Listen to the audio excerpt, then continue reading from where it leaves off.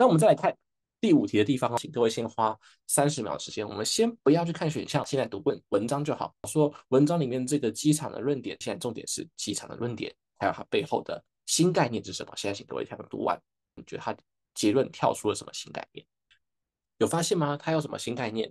最后的结论是说你的抱怨是不合理的，可是问题是这个抱怨是什么？他没有讲的很完整嘛，所以我们就必须要先把这个抱怨找出来。所以这个地方就是让我们刚刚的那个技巧的结论不一定是完整的。像这个地方，它结论只是说不会达成目的，但目的是什么？我们还是要把它找出来。你要让结论变成一个完整的内容。所以这个地方的抱怨到底指的是什么呢？它实际上指的是抱怨晚上航班干扰睡眠这件事是不该抱怨的。所以我们知道最后结论蹦出来是什么？不该抱怨晚上有航班。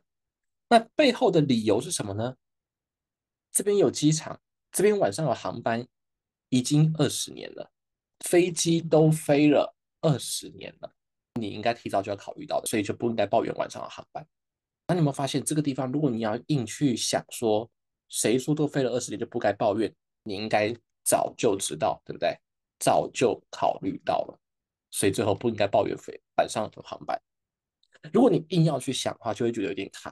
但是呢，要怎么样让我们刚刚学到那些观念、学到那些技巧，能够用一个更顺、更直观的方式去思考？我还是要重申，我之前在好多次 CR 研讨会都讲到的方法，叫做代入法。代入法是一个使用普遍度非常高的方法，在 CR 里面有80%的题目都是可以把自己带到这个角色里面去的，甚至在 DI 和 Insight 有100%的题目都可以去代入。因为 DI 全部的题目都是应用题，都是实际生活的 case。那当然 CR 里面有一些是抽象的题目没有错，但是 CR 里面80%都是有具体故事的题目。所以我们在做 CR 的时候，如果你发现这个故事你能把自己带到一个角色，你就更应该放进去。我们这边要把自己放到什么角色去呢？我们要找到这个逻辑断点，我们把自己带到那个居民的角色。你今天是居民，你讨厌晚上有噪音，结果你去跟对方抱怨，你去跟机场的工作人员抱怨，就我机场的官员跟你讲说，不是啊，我们都飞了20年，你当初买房子是不会注意一下，请问各位你会怎么反驳他？你如果讲刚买，好像就会被反驳掉。你其实应该讲的是，不是啊？你飞20年，先来后到，我在这边住了50年、60年、70年，所以不是刚买了，因为刚买的话，反而应该要考虑到这件事情。其实不是刚买的是要买很久的。Anyway，不管是刚买或者是买很久，相信各位你们都有去敏锐的发现到一件事情，它的理由叫做居住时间，理由叫居住时间，它的结论叫做你不应该抱怨。时间跟抱怨之间的关联性，这个很重要。就是你会发现，我们在思考的时候，要想那个方向不是那么容易。到底是刚买可以当假设，还是买很久可以当假设？要去想，你的脑袋要稍微转一下，想方向正或反不是那么容易。可是如果去抓因素与因素之间的关联，就会很容易。因素就叫做时间跟你该不该抱怨的关联性哦。就像你看哦，刚刚在要你去想前面这道题，说购买跟反对之间的正反态度的时候，你可能会没有想到。可是要你去抓2个因素之间的关联性，你可以很快的抓出来。我们第一轮的筛选其实没有要求那么多，没有要说你第一轮筛选一定要去想到底我是要是刚买，还是我要是买很久，我要是刚住在这边，还是我是要住很久？因为这个正反关联你可能不会第一时间想那么多，但是你只要想的是跟这个20年是有关系就好了，这样子跟这个居住时间有关系就好。到底居住时间长短跟我能不能抱怨这样子？第一个，他用你说为什么会这样？因为你看啊，他用的理由就是什么？他用的理由就是20年之前就有了，所以你应该要考虑到。用的理由是早就有了，他最后的结论是你不应该抱怨，所以你就要把这个早就有的这个早就的这个因素跟最后这个该不该抱怨连在一起。A 选项这个地方我们会先把它保留起来，为什么？因为他的确有讲到说，就是这个航班到底以前有没有，现在有没有，还有点到这个时间的关联性，我们会把它保留起来。B 选项也有讲到说，其实这些抱怨的人，他们在这个地方其实是不到20年，也有去讲到。C 选项说，这些在抱怨的人，他们忽略了机场带来的利益。可是问题是，它跟时间没有关系啊。我们刚刚的理由是时间，我们刚刚的结论是你不应该抱怨。C 选项没有讲到时间先后的关系，但思想只是讲到了抱怨的人没有想过机场有什么好处。可是你跟你的理由时间没有关系，你们要连在一起，所以 C 选项不会被我们考虑。，D 选项说什么？说机场的成功完全取决于有夜间航班，你也跟时间没有关系啊。那 E 选项说什么？说在这边买房子的人如果有选择，都会去避开买机场附近，也跟时间没有关系，跟那个20年没有关系啊。所以 C 跟 D 跟 E 会被我们排除掉。现在我们就要来思考 A 跟 B 这两个选项。那我给大家个提示，我们刚刚讲了3种思考的方式。第一种叫 scope， 来看是不是同一个地方、同一个对象、同一批人。scope 在这个题目上用不上，为什么？因为你看这个地方所讲到的 night flight 就指的是同一个机场，所以位置是一样，不是说别的机场，就是这个机场的夜间航班。这个地方讲的 residence 也是指这个里面的主体，这个里面的主角，这些当地的居民，而且也是在抱怨的居民，也不是讲那些没有抱怨的居民，他讲是是抱怨的居民，所以 scope 这个是已经过关。地点上就是这个机场夜间航班，人就是刚刚讲会抱怨那些人，所以 scope 这件事是不用去探讨了，都过关了。那我们刚刚讲还有2个方法 ，negation 跟方向态度，哪一个比较简单？请问各位，方向态度比较简单还是 negation 比较简单？应该是方向态度比较简单哦。我们要的方向是什么？让谁成立？让这个论点成立。我们要证明这些人真的不应该抱怨。现在请各位思考 A 跟 B， 谁才能证明这些人根本不应该抱怨？其实这2个选项你会发现一件事情，如果你站在不应该抱怨这个角度来看的话 ，A 选项说现在的夜间航班数量少于最初的数量，就是以前的夜间航班很多，现在的航班没有那么多，所以我们不应该抱怨，可以合理。再来 B 选项说提出抱怨的这些居民，你们根本是这20年之间才搬过来的，意思就是你们是在有夜间航班才搬过来，所以你们就已经考虑到这件事情，所以你也不应该抱怨。如果你是住老居民住50、60年的，那的确你身不由己，你可以抱怨。可是你就不是老居民，你是在机场盖好之后才搬过来的，所以你的确就应该考虑到这件事情，所以你应该抱怨。A 跟 B 其实都满足这个条件了。那我现在再问最后一个问题，如果是 negation 的话呢，你会选哪一个？来，关键在于一个点上。那我跟大家讲 negation 的时候呢，你不是只是看最后的结论，因为你看这个题目要针对的是整个论点，整个论点指的不是只有结论，而是结论跟什么，跟背后的背后理由之间的相关性。所以呢，如果你今天讲说以前跟现在相比，原本写的是以前跟现在相比，现在的夜间航班比较少。那如果现在的夜间航班没有比较少，就是现在的航班跟以前的航班的夜间航班的量是一样的话，如果我们就是否定掉，好，万一现在跟以前的航班的量是一样的，那所以呢，你并没有办法证明说他们更应该抱怨或更不应该抱怨。为什么？因为原本的理由叫做20年前就有，你就应该考虑到了。那如果今天加上这个否定的 A 选项，变成说20年前跟现在的航班的量是一样的，那是不是代表说，其实这个论点反而会更会成立的？如果今天 A 选项被我们否定掉，我们把它写出来叫做以前的航班，现在的夜间航班比以前少，这是原本哦。好，我们把它否定掉。现在的夜间航班没有比以前少，比如说跟以前一样。那如果现在的夜间航班没有比以前少，跟以前一样的话，那是不是代表说什么？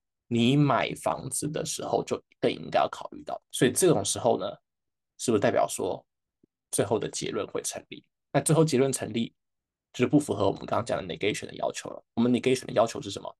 你把这个选项否定掉之后，你的论点最后会失败。原本的选项叫做现在的夜间航班比以前少，否定之后叫做现在夜间航班没有比以前少。那这样就变成说，好像现在状况跟以前一样，所以你更应该之前就要考虑掉，对不对？现在的状况跟以前一样，那代表什么意思？你买房子的时候就更应该要考虑到，然后呢，结论就会成立，那就不符合我们的要求。那反之，B 选项住在这边的都是不满于20年的，住在这边的抱怨的都是不满20年的。那如果今天我们把它否定掉呢，变成抱怨的都是20年以上的住户，所以呢，这个时候变什么？买房子的时候不一定会考虑到，因为根本没有飞机嘛，所以这种时候呢，我们的结论就会被削弱，因为结论就是说，你当初就应该要考虑到，所以你不应该抱怨。但是如果我能证明说你们都是老住户，老住户那个时候根本还没有机场，所以老住户买房子的时候根本不一定会考虑，这时候你的结论就会被削弱。所以最后答案是 B 选项。那你看哦，带入的时候，我们就要很灵活的去选择对象。在抓刚刚的漏洞的时候，我们刚刚抓 logical gap 主要是抓漏洞，所以我们会带入到反对的角色里面去。logical gap 主轴就是抓漏洞，你在抓的时候是抓，对我刚好要回答旧的问题。好，一开始我们带居民，为什么？因为我们一开始找的这个 gap，你还记得我们是用什么来减震吗？谁说就一定？难道就一定会？我们一开始抓这个 logical gap 的时候，我们是把自己带到什么？把自己带到一个抓漏洞的角色。所以这个地方如果要带入的话，建议带入反对者。所以这边就回答旧的问题：为什么一开始我不带入机场人员？因为我一开始是要去抓出讲话的人自己没有知道的漏洞。你自己在讲论点的时候，你不一定会知道自己漏了什么东西，所以我要放在反对者的角度比较容易去讲。虽然这个论点本身是由机场的官员所建构的，但是呢，我一开始在抓漏洞的时候，抓 logical gap 的时候，我会带入居民的角色。你看我最后第二轮检验的时候，我为什么会又带回了机场人员的角色？因为我要看的是我的结论最后是不是成立嘛，这样的概念。所以你看我这第二轮回来去看的时候，如果现在的夜间航班没有比以前少，代表说现在的状况跟以前差不多，那不是代表说你就应该考虑到吗？这不等于更证明了我的结论吗？那如果证明了我的结论，否定的情况下证明我的结论，它就不是我的要的假设。但如果抱怨的这都是不满20年的，那代表说，万一抱怨都是满20年的话，那他们真的不一定考虑到说我的结论会被削弱这样的概念。所以这样有了解好，说带入这个东西，这个思考方法的概念是，如果今天你是要去抓漏洞，你是要去抓那个 logic gap，你带入反对的角色。如果你是要最后检验论点是否成立的话，带回来这个论点主张者的角色会比较好思考。这样第六题我们一样，请大家花30秒的时间，先不要去看选项，先看问句跟文章就好。我们先来看一下这个故事在讲什么。先前的研究告诉我们，吃巧克力可能会增加心脏病，罹患心脏病的风险。但是最近呢，有一项更新的、可信度更高的研究告诉我们说，吃巧克力其实是不会去增加心脏病的风险。好，当这项研究被大家知道之后，那最后呢，吃巧克力的消费会上升。我们最后的结论新概念叫做吃巧克力的消费量会上升，而我们前面所给出的理由是这项研究的内容叫做巧克力不会去增加心脏病的发生几率。所以你看，这是两个地方，这是我们最后得到的结论。这项研究发布之后，巧克力的消费量会上升。然后呢，我们觉得原因是因为研究里面告诉大家，巧克力不会导致心脏病。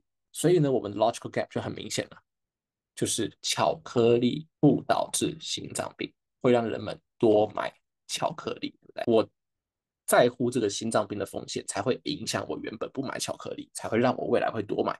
那我们现在看哦，这5个选项里面，A 选项是什么？大部分吃巧克力的人是不会得心脏病的。可是问题是，我不在乎我是不是真的得了，我在乎的是得不得心脏病跟购买行为之间的关系。A 选项没有去点到购买行为，所以 A 选项会被我们排除掉。他没有点到购买行为。那 B 选项说什么？尽管他们相信说吃巧克力会多得心脏病，他们还是一直吃，一直吃，一直吃。这个好像有连到吃巧克力跟他们相信会不会得心脏病的这点关系，所以我们把它放的好像连到消费跟相不相信之间的关系。C 选项说什么？听说过巧克力会导致心脏病的这句话的人，他们并不相信这个说法。但问题是，他们有多买或不多买嘛？他只是说不相信，但没有讲说会多买还是不多买。不相信跟多吃少吃是没有任何关系的，所以这个选项没有连到另外一边。D 选项说，有些人他们现在吃巧克力吃的非常的多，好就是毫无节制，他们想吃多少吃多少，是因为他们没有听过吃巧克力会得心脏病。E 选项说，有些人他们现在吃的没有那么多，他们节制自己吃巧克力的量，只是因为说他们相信吃巧克力会得心脏病。我教你一个方法，我们刚刚不是有讲过3种方式嘛？一种叫做 scope，一种叫做态度，一种叫做 negation。什么都不用说，negation 一定放最后面，因为 negation 真的就像我刚刚讲的，你要做很多的推演思考，所以 negation 一定放最后。但是态度跟 scope 哪一个要先呢？哪一个比较容易呢？我教你一个判断准则，什么样的情况下可能要去检查 scope？你发现题目选项在选项的主角不一样的时候，就像这个地方你看哦，这三个选项的主角分别是什么？第一选项所讲的人是那些仍然爱吃多少吃多少的人，没有控制巧克力消费，仍然就是狂吃狂吃的人。不选项讲的是什么人？讲的也是那些没有控制消费、狂吃狂吃的人。一选项讲的是有被吓到而少吃的人。你会发现这三个选项它的 scope，它这三个选项比较起来，他们所讨论的主体就不太一样。有一些是针对去调查那些，像 B 跟 D 就是调查那些仍然爱吃的人，一选项就是调查那些有刻意要节制不要吃那么多的人。当你发现你筛完的选项里面，它的主体主角好像人不太一样，或者是地点不太一样，时间不太一样，哦，就是人事时地物和那个 scope 不太一样的时候，我就会建议你先检查 scope。那我请问各位，这个题目你要让这个 gap 成立的人是什么人？是本来就一直在吃的人，还是原本不吃的人？你们觉得是哪一种人才能让这个 scope 成立？你们觉得是哪一种？应该是本来不吃的人，因为你想哦，本来会吃的人，他就一直吃，一直吃，一直吃，不管你今天出什么研究，不管你给他的是内容农场的新闻，还是你给他政府的公告，反正他就是不管，天皇老子来都是要吃。所以关键是什么？关键是这个新研究会不会影响到那些原本不吃的人的想法？那至于原本就已经在吃的人，我管他怎么想，不管有没有研究，他都会一直吃，对吧？所以这两个选项就不是我们所关心的范围。所以我们唯一要关心的范围就是原本不吃的人有没有可能他们真的是在乎这个原因而不吃？如果真的是在乎这个原因不是，他们这个原因消失，他们就会愿意多买，对吧？所以你看一选项说什么？这些原本不吃的人，不吃的理由仅仅就只有一种可能，就是为了他的心脏病。所以如果这个理由没了，他们就会愿意多买，那你的逻辑就可以连在一起。那反过来讲，如果这个选项取非，来我们示范一下 negation，因为赵同学还是想要知道 negation。否定的话就是什么？原本不吃的人有别的理由，不是只是因为怕得心脏病，不是只是因为怕心脏病。为什么还没有帮我选字？好怪哦，心脏病等于是什么？有别的理由不吃。那么今天研究出来之后，他还是不吃啊。那么今天最后巧克力的消费量还会上升吗？消费量就不一定上升，所以这都是否定的什么？否定结论。所以这个就是我们所谓的，你把这个选项否定了之后，你的结论也会被否定。那么这个选项就是标准的必要假设。所以这道题答案是一选项。所以呢，negation 跟 scope 跟态度这三个方法，谁最后用？negation 最后用。但是呢，scope 跟态度这两个方法谁先用？如果你发现你剩下的选项之间，他们所讨论的对象课题，这个主角是不一样的人事实地物的时候，在不一样的范围里的时候，我就会建议你先用 scope。如果没有明显的不一样的对象范围，那你就用态度。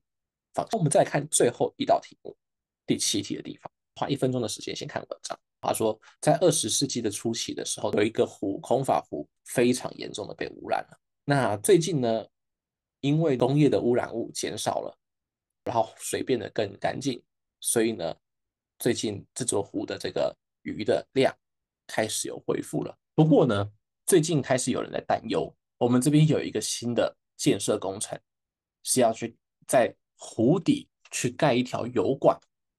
那么盖一条油管呢，可能又会使得污染重现，然后可能又会使鱼群继续变少，回到过去那个又充满污染的湖泊、鱼类变少的情况。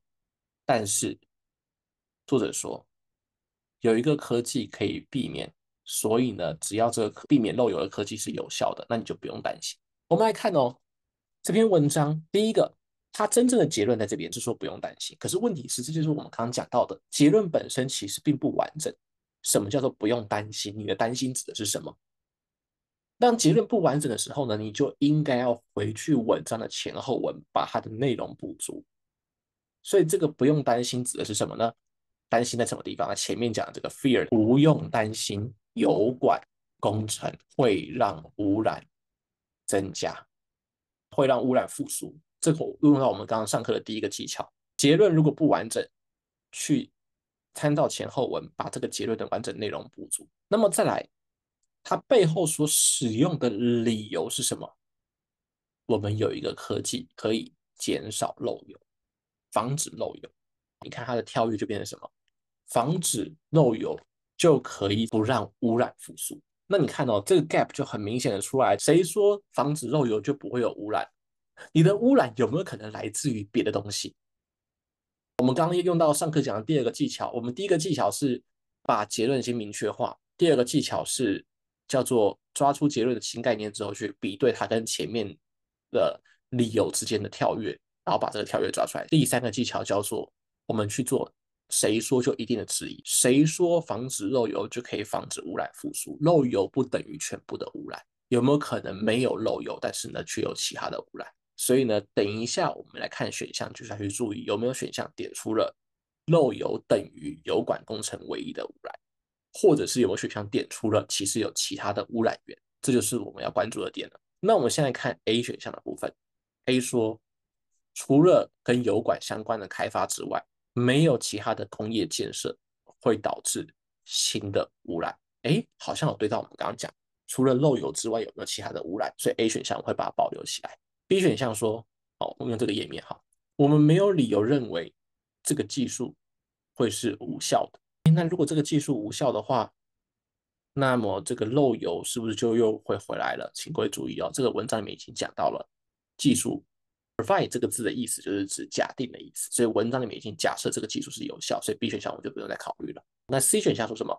说湖的尾端哦没有一些有毒的残留物，而这些有毒的残留物可能会因为你盖了油管，有毒的残留物重新被搅进水中。好像讲到了除了漏油污染之外的其他污染，所以这个 C 选项会被我们保留起来。它跟 A 选项一样 ，A 选项点到的是有没有其他的工业建设会造成污染 ，C 选项点到的是湖里面是不是有其他的污染物会因为你的油管建设而拉进来，所以也会被我们保留起来。那多选项呢？说什么？对鱼群造成的损害是漏油所造成的唯一负面影响。请各位注意，我们不在乎后续有什么其他的影响，我们只在乎什么？还记得吗？到底污染会不会复苏？我们只在乎是不是漏油等于所有的污染，有没有漏油之外的其他污染？这个选项没有点到有没有漏油之外的其他污染。它讲的是污染造成的影响是不是只有一种？可是我们要找的是污染的来源是不是只有一种？我们的 gap 要找的是污染的来源是不是只有漏油，还是有其他种？而都选项讲的是污染的后果影响，所以这不是我们要的。来源跟后果是不一样的东西。而一选项说什么？说目前在这个湖里面的鱼的品种，跟过去在污染出现的时候的鱼的品种是一样。我哪管你的鱼的品种是不是一样？我要在乎的是污染源的来源是不是就只有漏油？那至于你的鱼的品种一不一样，你根本没有点到我的 gap。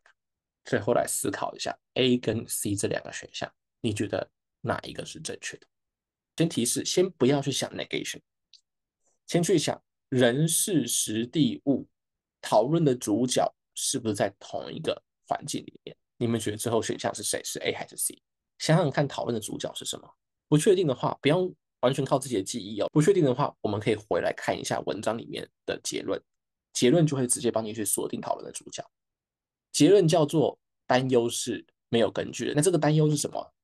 担忧叫做对油管的建设会导致污染。我帮你重新把担忧写出来。这个担忧的名字叫做油管，主词叫做油管的建设哦，会重新导致污染。A 选项叫什么？